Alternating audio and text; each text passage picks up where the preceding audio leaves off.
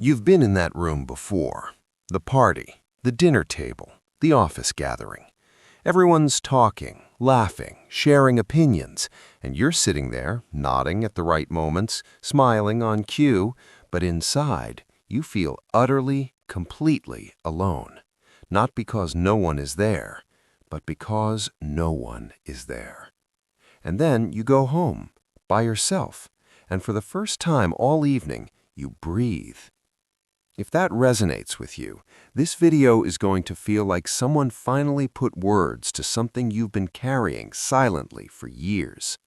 Because here's what the world will never tell you. Your preference for solitude isn't a flaw. It isn't social anxiety. It isn't damage. It isn't something to fix.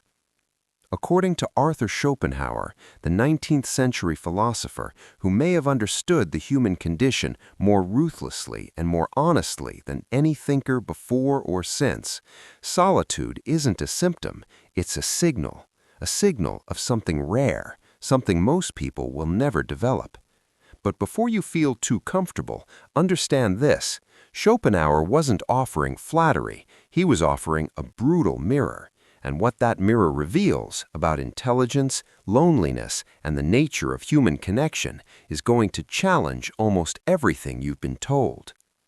By the end of this video, you will understand why solitude feels right to you, why most people genuinely cannot offer you what you need, and why accepting that truth fully, without resentment, is the single most liberating thing you can do. This isn't a video about being antisocial. This is a video about being awake. Let's start with a question most people are too polite to ask out loud. Why do other people exhaust you? Not always, not everyone, but often and in ways that feel almost physical. You leave a long social gathering and you're drained, not just tired, emptied, like something was taken from you. Meanwhile, you watch others leave those same gatherings energized, talking faster, wanting more. What is happening there? Schopenhauer saw this clearly. He wrote, "A man can be himself only so long as he is alone. And if he does not love solitude, he will not love freedom. For it is only when he is alone that he is really free." Read that again. Not solitude is acceptable, not introverts need alone time. He is saying solitude is the condition for freedom, for selfhood, for a real, coherent, thinking person rather than a mirror reflecting whoever happens to be standing in front of you. Here is what most people don't understand about social interaction. It requires constant translation. You have a thought, a real, layered, nuanced thought, and you must immediately compress it, simplify it, package it into something acceptable, digestible, unthreatening. And most of the time, even after all that work, it still doesn't land. You watch it fall flat. You watch eyes glaze. You watch the conversation pivot to something easier. Over time, if you're perceptive, you stop trying. Not out of arrogance, out of exhaustion. Think about the last genuinely stimulating conversation you had. When was it? Can you even remember? Now think about how many hours of social contact you've endured in the past month. The small talk, the gossip, the circular complaining, the performances of enthusiasm for things no one actually cares about. Schopenhauer called most social interaction a theater of vanity and pretense. He wasn't being cruel, he was being accurate. Here is the uncomfortable truth. Most people are not engaging in conversation to think. They are engaging in conversation to feel recognized, to discharge anxiety, to signal status, to manage boredom. These are not the same thing as intellectual communion. And when you go into a social situation hoping for the latter and receive only the former, of course you feel alone. This is not a personality disorder. This is a perceptual gap. The psychologist Tasha Eurich found in her research that while 95% of people believe they are self-aware, only about 10 to 15% actually are. Think about what that means. Most of the people you interact with every single day have a fundamentally distorted relationship with their own inner life. They cannot reflect accurately on why they feel what they feel, why they believe what they believe, or what they actually want. And you're trying to have a real conversation with them. No wonder you're tired. The exhaustion you feel around people is not weakness. It is the cost of perception. You notice more, you process more, and when what you notice reveals that the connection you're seeking simply isn't available, your nervous system tells you the truth. The room is loud, but it's empty. Here's something that sounds like a compliment, but functions like a curse. The more capable your mind is of complexity, the more you suffer from its absence in others. This is not about IQ scores. It's not about academic credentials. It's about a certain kind of mental aliveness, curiosity that doesn't turn off, a need to understand things properly, an inability to be satisfied by surface-level explanations. Some people have it, most don't. And if you have it, you know exactly what I'm describing, because it has made your life harder in ways you probably can't fully explain to anyone around you. Schopenhauer observed, "The amount of noise that anyone can bear undisturbed stands in inverse proportion to his mental faculties." In other words, the more intelligent you are, the less tolerance you have for empty noise. Not because you're snobbish, because you're calibrated differently. This creates what we might call the intelligence trap. You are capable of depth. You crave depth. You reach for depth in relationships, in conversation, in work, in meaning. But depth requires a partner, and partners capable of that depth are, statistically, rare. So you reach, and most of the time you grasp air. And reaching over and over for something that isn't there doesn't build resilience, it builds grief. Modern psychology has a name for a related phenomenon, the Dunning-Kruger effect. You've probably heard of it. People with low competence dramatically overestimate their abilities, while people with genuine expertise tend to underestimate theirs. But here's the dimension that rarely gets discussed. The Dunning-Kruger effect doesn't just affect self-assessment, it affects self-knowledge. People who think shallowly don't know they think shallowly. They experience their own thought process as perfectly adequate, as complete. They are not aware of what they're missing because they've never experienced it. You can't miss a room you've never entered. This means the gap between you and them is invisible to them. They don't feel the disconnect. You feel it entirely. And so you have a choice that no one presents to you honestly. You can keep performing, keep translating yourself into something smaller, simpler, safer. Keep nodding, keep smiling, keep saying, "Yeah, totally," when what you actually think would take 45 minutes to explain properly. And in exchange, you get social acceptance, belonging, the warm feeling of being included. Or you can stop performing, accept the gap, stop translating yourself into a language that impoverishes what you're actually trying to say. And in exchange, you get solitude, real solitude, which, as Schopenhauer would argue, is the only place where a mind like yours can actually breathe. Most people will tell you to find a middle ground, to put yourself out there, to be more open. They are wrong, or rather, they're giving advice calibrated for their own perceptual world, not yours. The intelligent person doesn't need to be told to connect.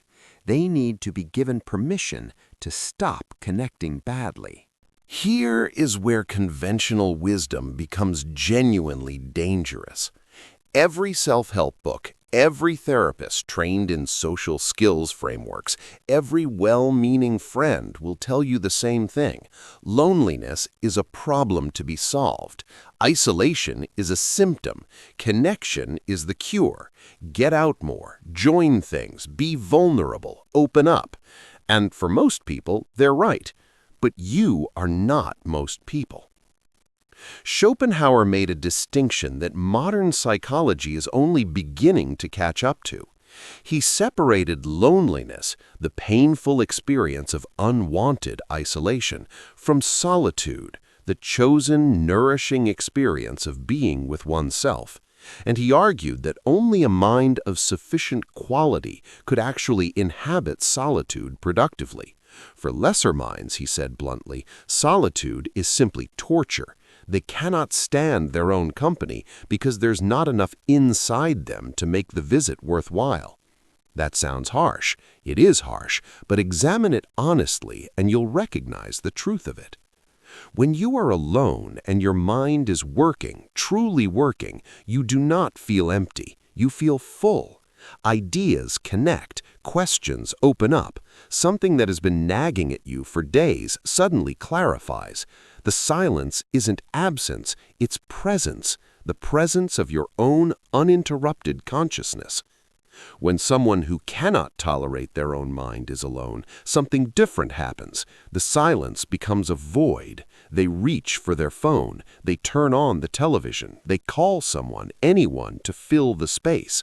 They cannot sit with themselves because sitting with themselves is for them genuinely uncomfortable. There is not enough interior richness to sustain them. Schopenhauer wrote, "Solitude is the lot of all excellent minds." Not a burden, not an unfortunate side effect, the lot, the natural condition, the appropriate habitat. And here is what the conventional narrative around loneliness gets catastrophically wrong. It treats the desire for solitude as evidence that something has gone wrong, when in fact, for a certain kind of mind, it is evidence that something has gone very right. You have developed an interior world substantial enough to live in. Most people haven't. Now, and this is important, this is not a license for contempt. It is not a justification for withdrawal from all human connection. Schopenhauer himself was not a hermit. He walked, he engaged selectively, he corresponded, he loved his poodles with what seemed like genuine tenderness.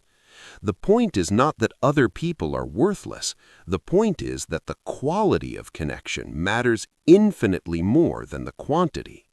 One conversation that reaches something real is worth more than 1,000 that don't. And if you spend your life pursuing quantity, chasing the feeling of belonging through sheer volume of social contact, you will arrive at the end of it, more lonely than if you had simply accepted the truth and chosen well. Choose well. Choose few. Choose depth. To understand why solitude matters for the intelligent mind, you have to understand what Schopenhauer believed was driving all human behavior beneath the surface. He called it the will, a blind, insatiable, biological force that pushes every living creature toward desire, toward striving, toward want. You are hungry, you eat, the hunger returns. You are lonely, you connect. The loneliness returns. You are bored. You seek stimulation. The boredom returns. This is not a glitch. This is the operating system. Schopenhauer wrote, "All willing arises from lack, from deficiency, and thus from suffering. The moment you want something, you are suffering its absence. The moment you get it, the want dissolves and is immediately replaced by the next want. You are, in his framework, a pendulum swinging between suffering and boredom, between craving and emptiness." Modern neuroscience has essentially confirmed this. The dopamine system, your brain's reward circuitry, is not designed to deliver satisfaction. It is designed to deliver anticipation. The pleasure is in the wanting, not the having. The moment you have, the wanting moves on. Psychologists call this hedonic adaptation. You adapt to every achievement, every acquisition, every relationship, and the baseline resets. The promotion that was supposed to change everything stops feeling significant within months. The relationship that was supposed to complete you becomes ordinary. The life you built stops feeling like enough. This is your biology. You did not choose it. Now here is where it becomes specifically relevant to solitude. The social environment, particularly for someone with a perceptive, active mind, is a maximum stimulation zone. Every social interaction is a new input, a new demand, a new thing to process, respond to, manage. The will loves this. It is fed constantly. You are never bored in a crowd, but you are also never free. Because solitude, real solitude, is the one environment where the will can be interrupted, where you stop reaching, stop striving, stop performing. And in that interruption, something rare becomes possible. You can think a thought all the way to its end. You can feel something without immediately narrating it for an audience. You can simply be, without the constant pressure to also seem. Schopenhauer believed that the capacity to genuinely enjoy solitude, to find it nourishing rather than threatening, was one of the clearest markers of an elevated inner life. Not because solitude is inherently virtuous, but because it requires that you have something to bring to it. Emptiness cannot enjoy silence. Depth can. The modern world is structured to make solitude impossible. Notifications, social media, the constant availability of distraction. We have built a civilization optimized for the will, for want, for stimulation, for restless forward momentum. And in that civilization, the person who can sit in a quiet room and feel at home is genuinely unusual. You may be that person.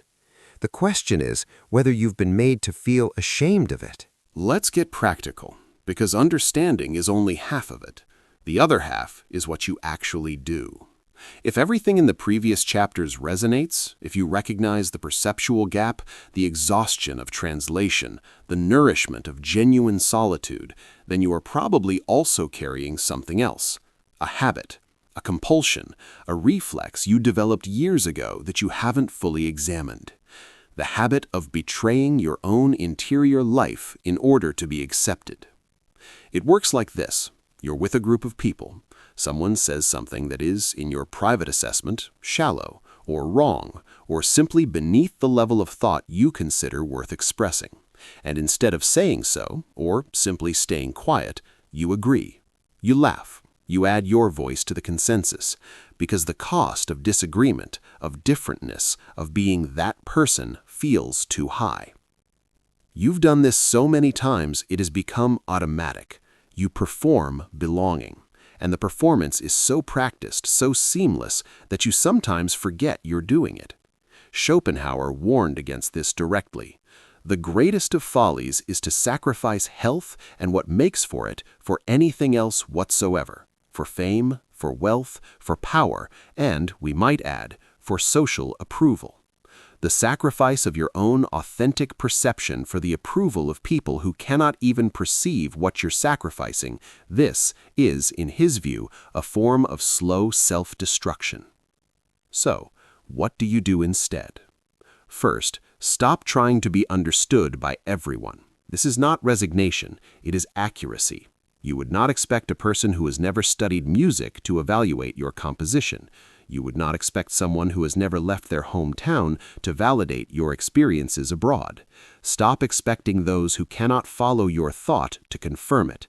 Their inability to follow is simply evidence of where they are. Second, invest in fewer, deeper connections. Schopenhauer was not celibate from human warmth, he was selective. There is a difference between choosing solitude because you fear connection and choosing solitude because you respect your own time and attention enough to refuse bad connection. The intelligent person is not looking for 100 acquaintances. They're looking for 2 or 3 people who can actually meet them where they are. Third, let silence be a full answer. You don't owe people your performance. You don't owe every conversation your full translation effort. Learn to be quietly present without constantly managing others' experience of you. And finally, and this is the one most people resist, stop apologizing for who you are. The need for solitude, the difficulty with small talk, the deep tiredness after social performance, these are not defects. They are features of a mind that has developed in a particular direction. They carry real costs. They also carry real gifts. Stop framing the cost as evidence of something broken. Start seeing both the cost and the gift with clear eyes. That is the beginning of freedom. We've arrived at the part most philosophical discussions avoid, because it requires you to do something much harder than understanding. It requires you to accept. Not accept in the passive, defeated sense, I guess this is just how it is. Accept in the Schopenhauerian sense, to see reality as it actually is, without the distortion of what you wish it were, and to make peace with that vision, to stop spending energy on resistance and redirect it towards something real. Here is the reality you are being asked to accept. Most people will not understand you, not because they are your enemies, not because you are broken, but because consciousness comes in gradations, and the gradation you inhabit is uncommon. This is not a hierarchy of worth. It is simply a distribution of difference. Some people are born with perfect pitch. Most aren't. It doesn't make the majority less valuable as humans, but it does mean the person with perfect pitch will hear things others cannot, and will sometimes be made to feel strange for hearing them. Your solitude is, in part, the solitude of hearing something that others cannot yet hear. Schopenhauer wrote, "Compassion is the basis of morality." And here is where intelligence, properly directed, curves back toward humanity rather than away from it. The person who understands the nature of human limitation, who has seen it clearly, not with contempt, but with genuine philosophical understanding, can meet people exactly where they are, without expecting them to be somewhere else. The resentment dissolves, the exhaustion diminishes, because you are no longer fighting a reality you wished were different. This is not depression. I want to be very clear about this. Depression is the conviction that nothing can be better and nothing is worth trying. What Schopenhauer offers is the opposite. It is the clarity that allows you to try the right things rather than the impossible ones. Stop trying to find profound intimacy in every social setting and find it where it actually exists, in solitude, in selected depth, in creative work, in encounters with ideas that outlasted their authors by centuries. Stop measuring your social life by its quantity and start measuring it by the moments that actually felt real. The liberation that Schopenhauer offers is not freedom from loneliness, it is freedom from the fear of loneliness. Once you accept that solitude is not punishment, but habitat, once you stop experiencing your own inner life as something to escape, the quality of everything changes.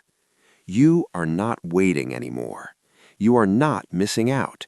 You are exactly where a mind like yours was always meant to be. Inside yourself, uninterrupted, alive. Here is what all of this has been building toward. The world will tell you that connection is the highest good, that belonging is the destination, that a life spent largely alone is a life wasted or failed. Schopenhauer would say, that is the advice of those who cannot stand their own company being given to those who can. You are not lonely in the way the world means when it uses that word as a diagnosis. You are alone in the way a mountain is alone, not because nothing has reached it, but because what it contains cannot be crowded. Your intelligence, your depth, your perception, your relentless need to understand is not making your life worse, it is making your social life harder. These are not the same thing. Accept it. Most people will never grasp what you're actually thinking. Accept it.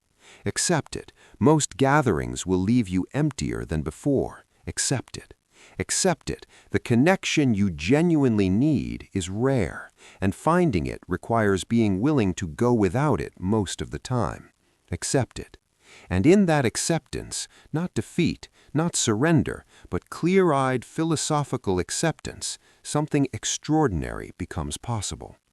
You stop managing, you stop performing, you stop shrinking, and you start living in the only life that was ever going to work for you, one built around depth over volume, truth over approval, solitude as sanctuary rather than sentence. Schopenhauer's final gift is this. He does not ask you to become something else. He asks you to stop pretending to be what you aren't. He asks you to see reality as it is, including the reality of your own nature, with absolute honesty, and then to live accordingly. The intelligent person who chooses solitude has not given up on humanity. They have simply chosen to encounter it on terms that are honest. That is not isolation. That is integrity. The room is quiet now, and somewhere in that quiet, if you've been paying attention, you might feel something unfamiliar. Not loneliness, relief. If this video reached something real in you, if it named something you've been carrying without language, I want to invite you to sit with it. Not to immediately share it, not to immediately perform your insight. Just sit with it. That's the practice. That's where the work actually happens.